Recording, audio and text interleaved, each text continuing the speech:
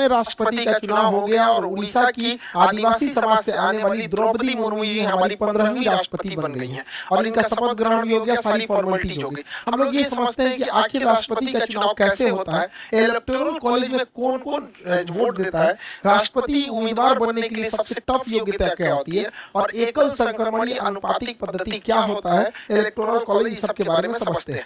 देखिए, हमारा देश जब बन रहा था, संविधान बन रही थी, तो भारत को रिपब्लिक न रख के ना ही गणराज्य रखा गया, दोनों कॉमन रखा गया। देखिए, रिपब्लिक किसे कहते हैं, हिंदी में इसे हम लोग गणराज्य कहते हैं। गणराज्य उसे कहा जाता है जहां राष्ट्राध्यक्ष का चुनाव होता है। देखिए, राष्ट्रपति हमारे देश के प्रमुख है, शासन के प्रमुख नहीं है।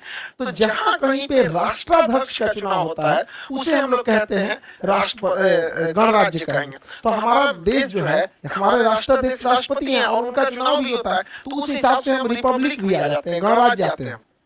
लेकिन डेमोक्रेसी किसे कहते हैं, तो डेमोक्रेसी जो होता है जिसमें शासनाध्यक्ष का चुनाव होता है। शासनाध्यक्ष हमारे यहाँ प्रधानमंत्री है, तो हमारे यहाँ शासनाध्यक्ष का भी चुनाव होता है और हमारे यहाँ राष्ट्राध्यक्ष का भी चुनाव होता है।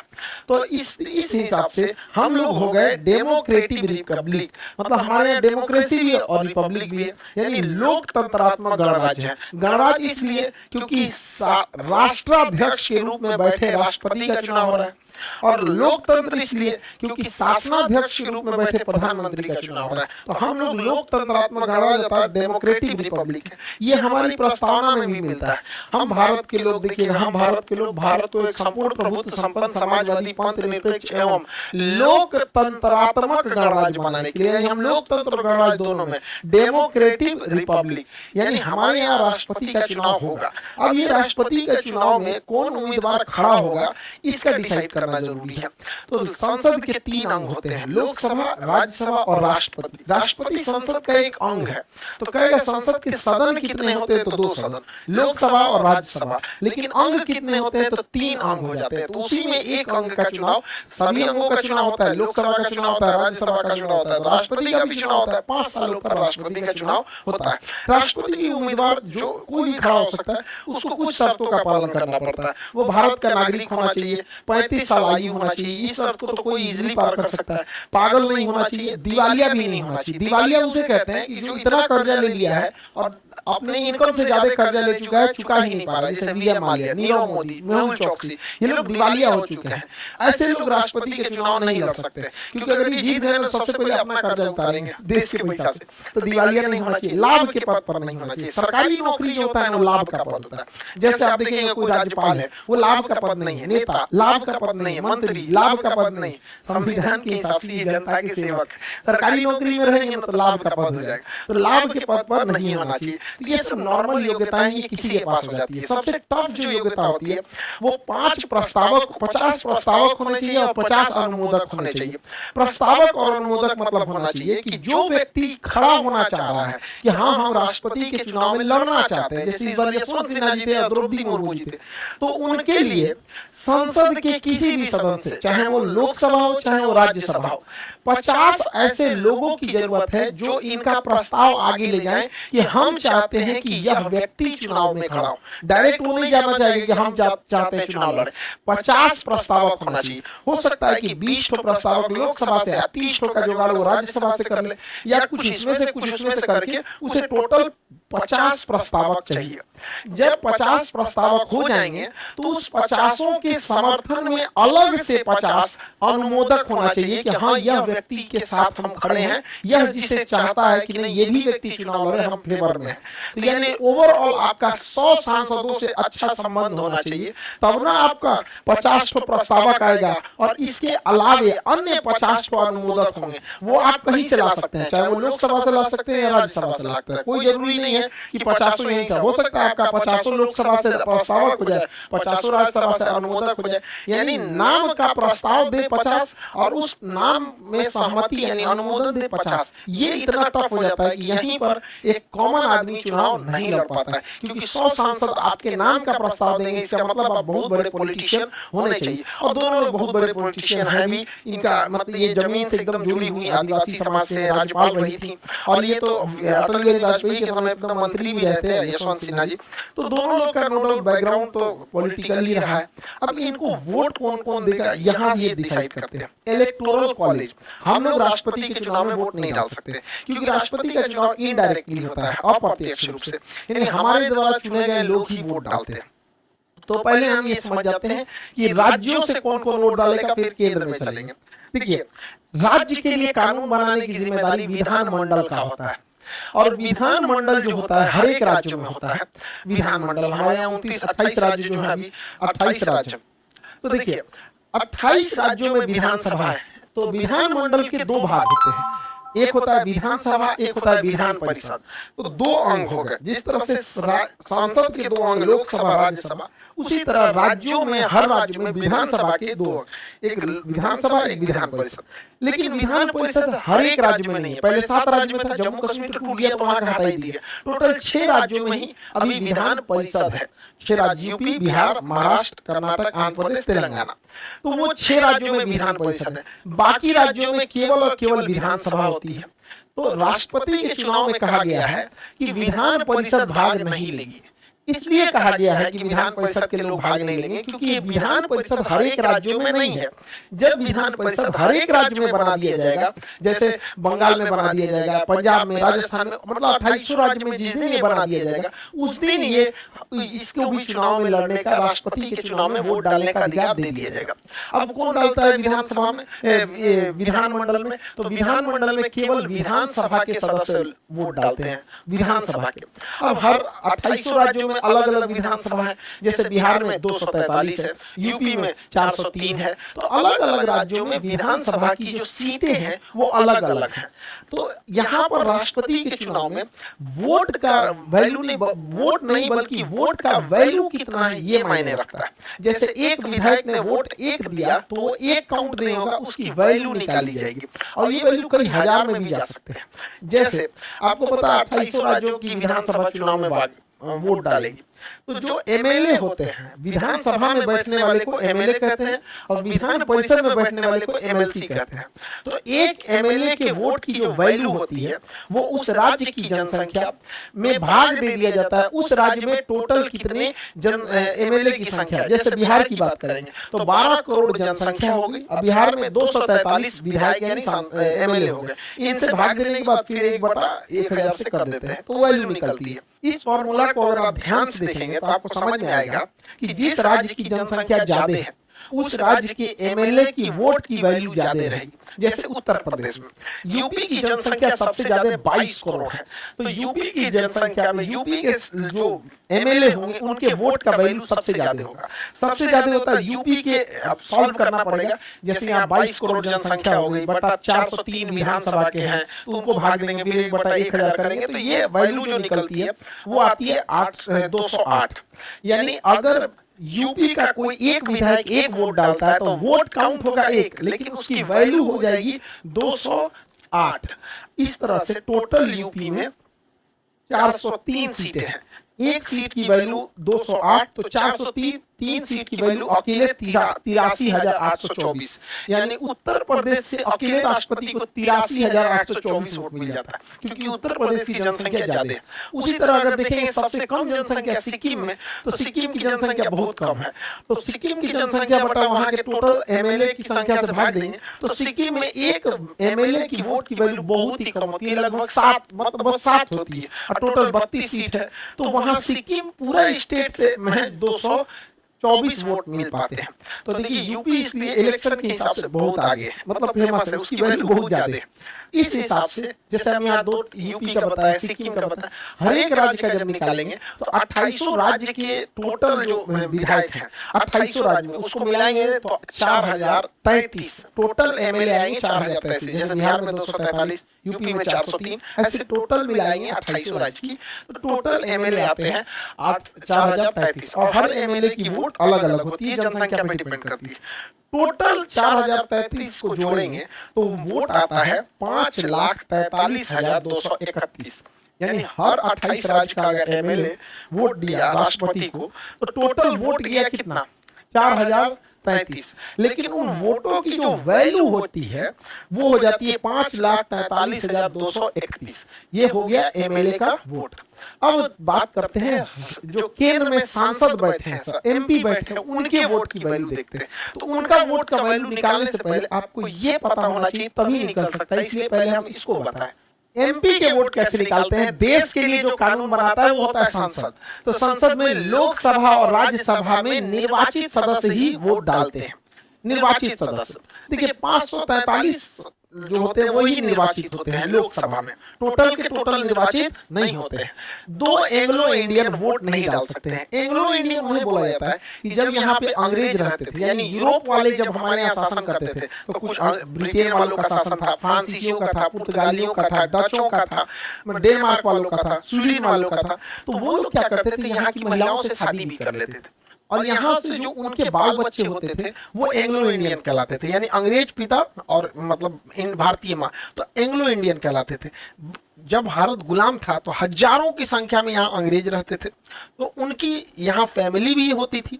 तो जब देश आजाद हुआ तो देश ने सोचा कि इनकी बात कौन सुनेगा, तो एंग्लो इंडियन के लिए 2 सीटें कह दिया गया कि राष्ट्रपति अपने कोटा से उन्हें चुन के यहाँ पे भेज देगा। तो 2 एंग्लो इंडियन का चुनाव नहीं होता है, बल्कि राष्ट्रपति सेलेक्ट कर लेते हैं। इसलिए कहा जाता है कि जब राष्ट्रपति सेलेक्ट किया है तो ये राष्ट्रपति का ही फेवर करेगा, इसलिए इसको वोट ही मत डालने दो। तो लोकसभा से 2 एंग्लो इंडियन वोट नहीं डालते हैं। लोकसभा में टोटल 543 ही लोग वोट डालते हैं, और राज्यसभा में 233, 250 का 250 वोट नहीं डालता है, 233 ही राष्ट्रपति के चुनाव में वोट डालते हैं।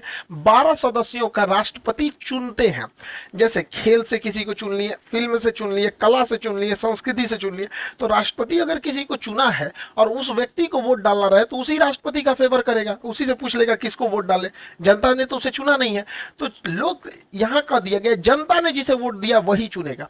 तो संसद के 2 सदन, लोकसभा और राज्यसभा। तो लोकसभा से टोटल 543 लोग वोट डालेंगे और राज्यसभा से 233 लोग डालेंगे, यानी टोटल संसद से बात करेंगे तो 776 वोट होता है, और टोटल राज्यों के विधानसभा को मिलाएंगे तो 4,033 होता है।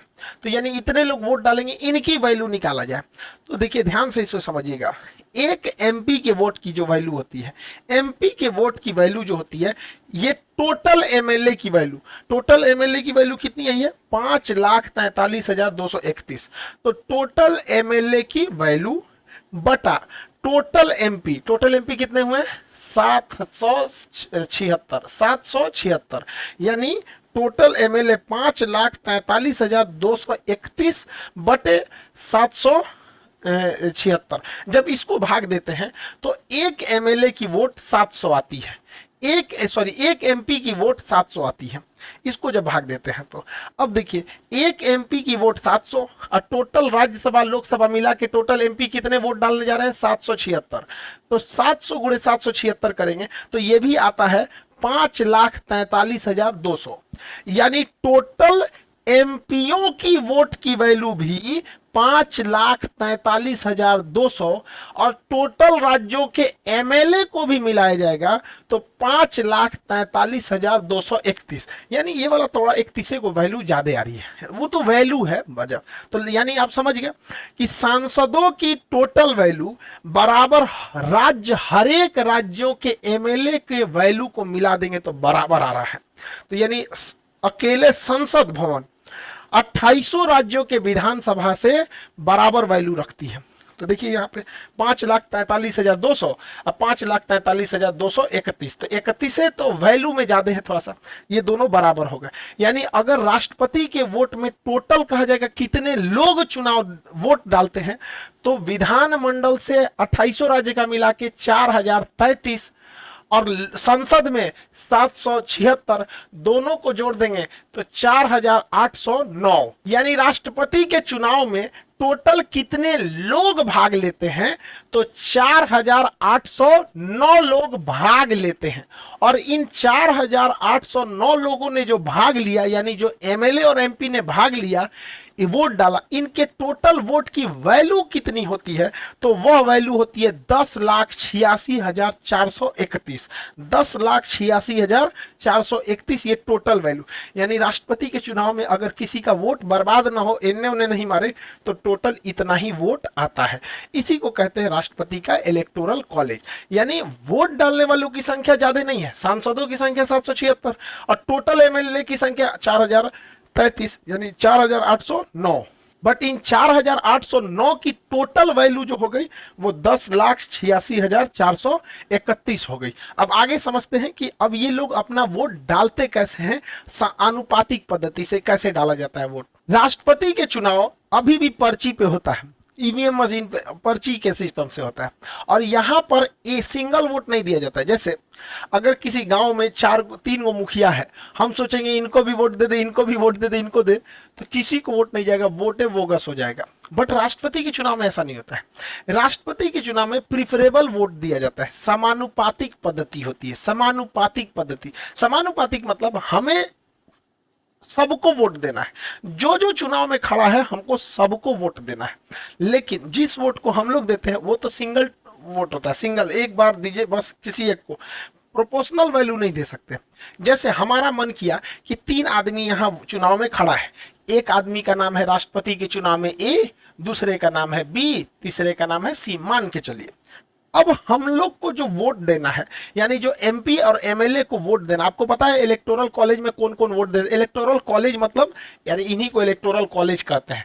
4033 ये 776 ये, इन्हीं को मिला देते तो इन्हीं को इलेक्टोरल कॉलेज कहते हैं। तो इन्हीं लोग को वोट डालना है, तो ये लोग ना सीक्वेंस में देते हैं। सबसे अच्छा कौन लगा, तो सपोज कीजिए किसी को सबसे अच्छा लगा ये, और 2 नंबर पे कहा कि ना बी वाला हमको ठीक नहीं लगता, इसको हम पसंद नहीं करते, हम 2 नंबर पे इनको रखेंगे, और 3 नंबर पे हम कहेंगे मजबूरी है कि सबको वोट देना ही है, तो चल भैया तुमको हम सबसे लास्ट कर दिए। यानी हम अपनी वरीयता क्रम में राष्ट्रपति उम्मीदवार जितने भी खड़े हुए हैं, जैसे इस बार 2 ही खड़े हुए थे, तो सपोज कीजिए 3 खड़े होते, तो हमको जितने लोग खड़े हैं सबको उनके वरीयता क्रम में वोट डालते जाना है।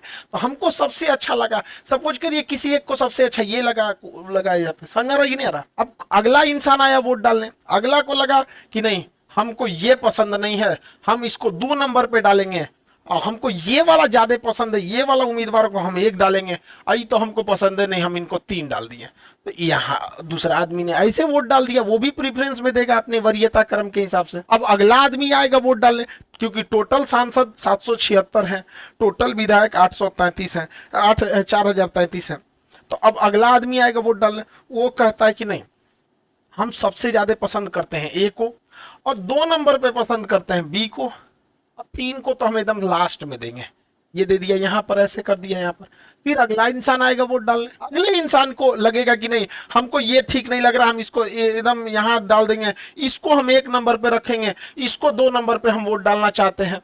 इसी तरह करते करते नेक्स्ट आएगा तो वो इसको कर देगा कि भाई हम इसको 3 नंबर पे रखते हैं, इनको 2 नंबर पे रखते हैं, इसको 1 नंबर पे रखते हैं। अब इस तरह से करते करते हम 4809 का थोड़े ना करेंगे, हम यहाँ एग्जाम्पल में इतने लोगों से वोट डला दिए, 1 2 3 4 5 आदमी से वोट डला दिए।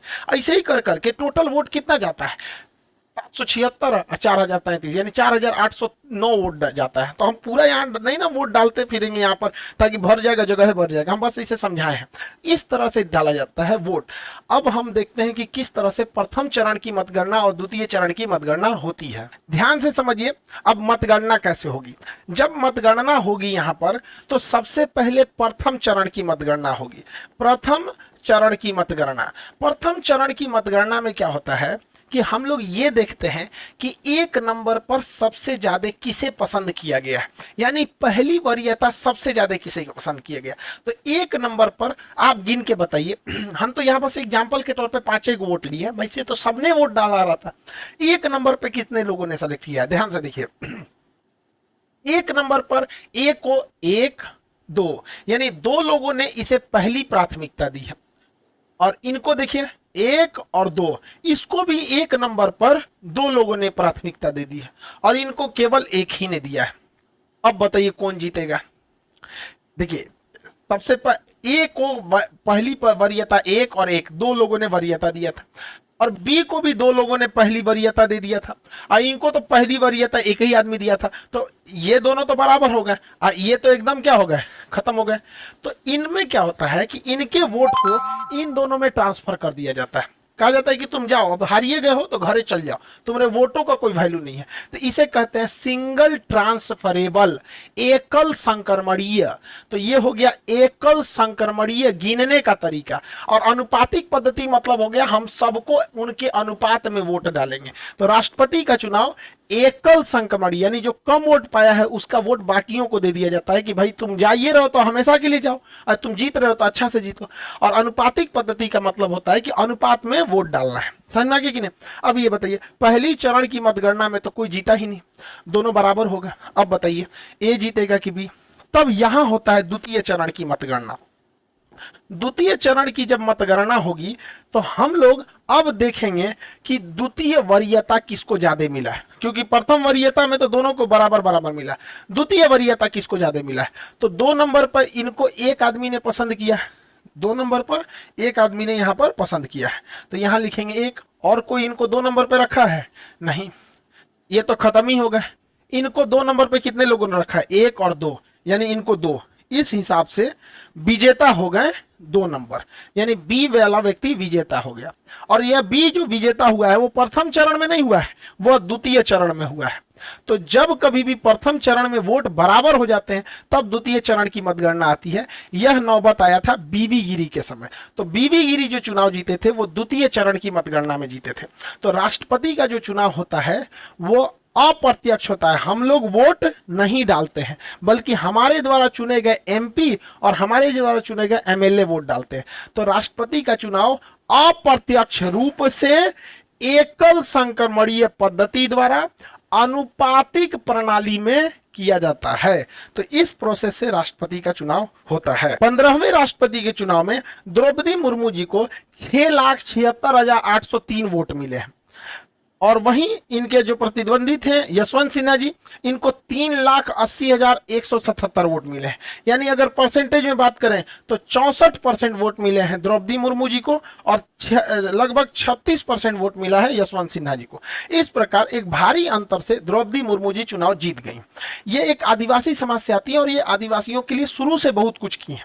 ये एक बहुत ही मतलब लोअर फैमिली से आती थी। इनके समाज, इनकी फैमिली में यही पहली मतलब महिला थी जो आगे जाके हायर एजुकेशन की थी। और ये काफी दूर इन्हें स्कूल से जाना पड़ता था। कई बार ये अपने राजनीतिक करियर में आदिवासियों के लिए बहुत सारे आवाजों को उठाए हैं। ये रामनाथ कोविंद जी का जगह लेंगे। लेकिन किसी भी समाज का भला केवल एक व्यक्ति से नहीं हो सकता जब तक वो पूरा समाज नहीं पढ़ेगा। हमारे रामनाथ कोविंद जी दलित समाज से आते थे, 5 साल राष्ट्रपति रहे। दलित समाज में बहुत ज्यादा उत्थान देखने को नहीं मिला।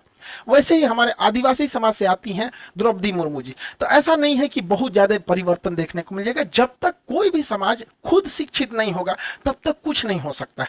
हर समाज को यह सोचना पड़ेगा कि किसी एक राष्ट्रपति, हालांकि राष्ट्रपति के पास बहुत पावर नहीं होता है, वो संविधान से बंधा होता है। ये क्लास जब हम पॉलिटी का क्लास ले रहे थे तो कंप्लीट पढ़ा दिए हैं। राष्ट्रपति का टॉपिक तो हम लगभग 12 क्लास लगते हैं राष्ट्रपति का टॉपिक को कंप्लीट समझाते हैं कि उसके क्षमादान शक्ति क्या है, राजनीतिक शक्तियां क्या है, कार्यपालिका शक्ति क्या है, विधायिका शक्ति, कानूनी शक्ति, सैन्य शक्तियां, ये सब क्या होती। लेकिन राष्ट्रपति जो भी है वो एक बंधा हुआ है मंत्रिमंडल से कि राष्ट्रपति को जो काम डिसीजन लेना है वो मंत्रिमंडल के सलाह से ही लेगा। लेकिन हाँ ये है कि महिलाओं का सशक्तिकरण एक संकेत तो जाता है कि नहीं